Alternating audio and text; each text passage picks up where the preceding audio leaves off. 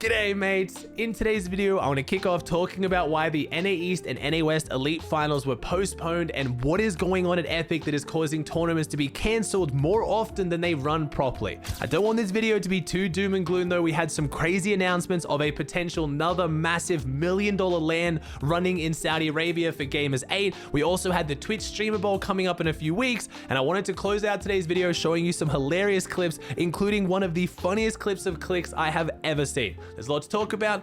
Let's just jump into it. Today's video is proudly sponsored by Rise of Kingdoms. It is the real-time strategy game where you get to start and build your own kingdom. There are 13 civilizations to choose from, each with their own commanders based on historical figures, architectural styles, special units, and civilization bonuses. In Rise of Kingdoms, you get to choose how your civilization advances, from picking the technology you research, the military structure of your kingdom, even down to the architecture and layout of your cities. There is something for everyone to focus on.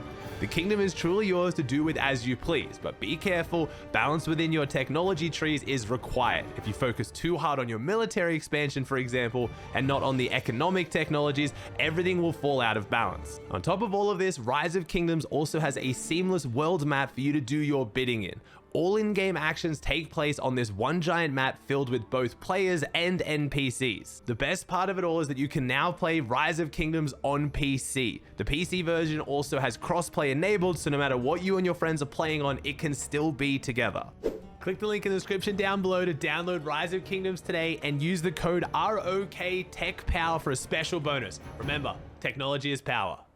Before I can get into talking about the EU finals and the crazy endgame and did Queasy and Vino hold on to first place after everything, we have to first talk about another unfortunate leaderboard issue and why the NA East and NA West Elite Finals did not happen this week. So if you guys missed it, you probably noticed that Game 1 started, but before Game 1 started, if you follow any of the pros, you would have noticed a lot of drama on the timeline. Basically, a bunch of pros who weren't supposed to be qualified for the finals were able to queue into the finals, and a whole bunch of pros who did qualify weren't. Basically, what happened is somehow, yet again, Fortnite had the leaderboards giving 2 points per elim instead of 4. And because of this, some teams that should have qualified didn't. This now meant that Game 1 went ahead, everybody queued in, a lot of teams were very pissed off, they didn't get to play the finals they should have, and then after Game 1, Fortnite status tweeted out, "We are aware of a points issue that caused some competitors to not be eligible for today's Elite Cup finals in NA East and NA West regions. We've postponed these events for the time being and are evaluating a fix before they return.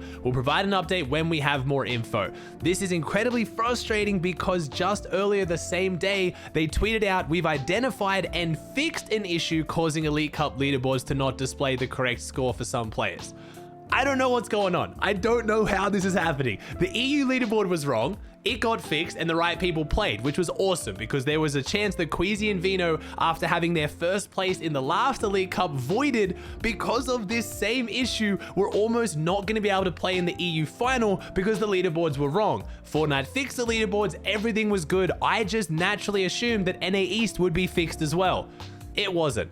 I don't know how we're here. I'm really trying to keep my videos positive at the moment. I don't want to just weigh them down with complaining, but I have no clue what Epic is doing right now where the leaderboards are often wrong more than they're right. We have had more tournaments in like the last 4 days not work than have worked. It is getting absolutely ridiculous. This is on top of the fact they had to cancel the Duo Quick Cup. Again, this is a Duo Quick Cup. I wasn't too stressed about it because there was no prize pool, but again, it proves my point. There are more tournaments right now being cancelled and having issues than are actually running properly.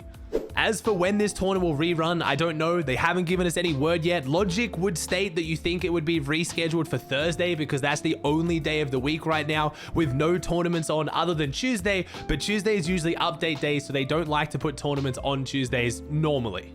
Before I get into recapping the EU Elite Final, I do want to bring the vibes back up. We did have some good news today of some new potential tournaments that are coming out. We had Gamer8, if you guys remember, who put on the $2 million Saudi LAN that was super fun to watch. The No Builds and Builds tournament, which honestly, I think was a gigantic success by most people's accounts. It looks like they're coming back. They made a tweet saying, "Believe it or not, last year's Gamer8 was just the beginning. Soon we will take it to the next level. Stay tuned." And they had a hype video, and in that video, they showed a lot of clips clips from the Fortnite tournament. So they haven't specifically announced the Fortnite tournament, but it was one of the crowning jewels of the event. It pulled insane numbers, it got a lot of hype, it got a lot of attention. So if they're gonna run another tournament, I don't see why they would not run another Saudi LAN, which could be an awesome feature of the tournament schedule this year.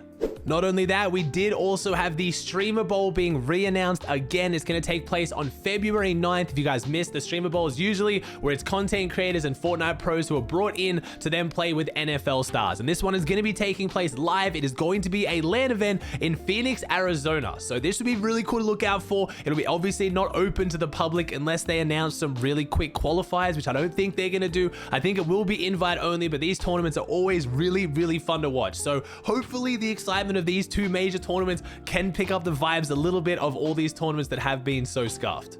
Now, let's get into talking about the EU Elite Cup finals, because they did run, they were a success, there were no issues, and it was really, really fun to see. We have had Queasy Vino coming off the back of their second place and their first place that was voided, but in my heart, they're still winners, and they had to try to back up that insane consistency, and unfortunately, this was their worst tournament. I say unfortunately like they came last, they came 9th, it was still a really good performance. Game 1, they do play their surge route very, very split. They drop on that kind of north area of the map where they have that green area in the snow, and because they're so split, Vino got dropped on, then Queasy got singled out, and they went down. But other than that, they did have a few really good games, a 3 elim 8th, a 10 elim 3rd to bring it back at the very end, but they did slip off the consistency a little bit. We actually had Malibuka and Thomas HD come out on top, who have been playing really, really well and really, really consistently recently. They're going a drop spot that not too many people are talking about. If you follow my socials, like my TikTok, you may have heard about it. It's actually the drop spot that I highlighted on my TikTok the first week of the chapter as the best drop on the map. It's these kind of little houses that are just to the north of Anvil right now. There's a whole bunch of Oathbound chests, there's a bunch of loot, it's near center map, and they're really, really having strong performances out of this drop spot. We had Pablo, Wingu, and Bevies, which is a brand new duo, in second place on 281. They played really, really well, and I got to give them a shout out. They're actually contested on spawn, not just contested on spawn, it is a 50-50 for a gas station just to the west of Faulty. So the fact they play, Slappy, the fact they come second from a 50-50 drop is incredibly impressive. We had Hen and Anas, who I've absolutely been singing their praises this season. They are yet again dropping at Frenzy Farms against Kami Seti, and they've come 3rd and 6th now in the last 2 tournaments, walking out with only half the loot from Frenzy Farm. They are playing insanely well, and on the back of this was, I think it was a 5 elim 6th that Hen got as a solo from like 4th zone, so Hen is very much in fighting form right now. We had Refsguard and Hellfire, another new duo, Zabi and Waze, Yapko and Artor, Seti and Kami, being a little bit slow so far this season, but having 2 teams in the top 7 who are dropping on each other is very, very rare. We had Vico and Stompy, Queasy Vino like I talked about, and then iDrop and Mr. Savage coming in 10th. They are still contested at Anvil. There was a couple games where iDrop went down early and Savage managed to pull off some clutch reboots. They had very, very consistent games when they made it off spawn, and honestly did make it off spawn mostly healthy pretty much every game. So they are looking very good coming into FNCS. We also had the Solo Victory Cup qualifiers for the finals that are taking place today. Again, twitch.tv/Aussie Antics, swing by. It's going to be good vibes watching this tournament as always. We had Lucy in first, Ricky, Nathan, Cosmo, Zara, top 5 on EU. On NA East, we had G Monster, which was G Money. We had Dylan, Muzz in third, who kicked off the tournament with 3 wins back to back, then a 3rd place, and then he kind of went a little bit off the rails and then brought it back in the last game. He played insane, but I want to give a special shout out to 4th place on NA East, Classy, who is actually a console player. So if a lot of you guys out there who are on console, who want some motivation to start grinding competitive, not only did Classy qualify for the finals to now hopefully win a game and win some money, he came top 4 doing so. So it really is possible if you put the work in. And then we had, of course, TK in 5th. So kind of getting some controller love in the top 5, 2 controller players in the top 5, actually 3 out of 5. That is pretty crazy for NA. As always, we're going to finish off the video with some hilarious and insane clips from the tournaments over the last few days, and my first and favorite one is Clix, despite playing insanely well right now, not recognizing the guy that he boxed up next to isn't actually Donny. All right, so Donny going under, so Clix can hit the hammer rotate without sending him.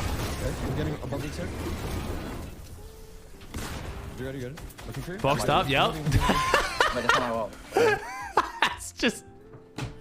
That's not Donny. That's just not Tourney. Yeah, I don't know. That's just not Tourney. This guy goes with it. He doesn't shoot him back. They just had like a full bro code. Like, nah, bro, we're chill. We're chill. We're chill. Just hold walls. Hold walls. That's his team. And then he shoots his teammate. That's his teammate. And now he's shooting him. I'm so confused. Now he's fighting him. Oh, man. Oh, that is too good. That is great. Holy, that is great. I guarantee his chat's spamming at him and he has no idea what they're talking about. I wanted to show one of the most insane and chaotic clutches I have ever seen from Cotal, but also highlight a little bit of some of the weirdest comms I've ever seen from his teammate, Zax. All solos, all solos, all solos, all solos. All solos. Cody, you gotta win this, bro. There's so many points, bro. You gotta win. All right, should I bark in a second or no? No. It's all solos, bro. Should I bark in a second? Try to get top 2. No.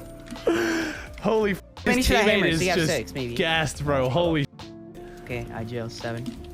God damn, this teammate, bro. Remember, it's all solos. I mean, it seems to work. It seems to work.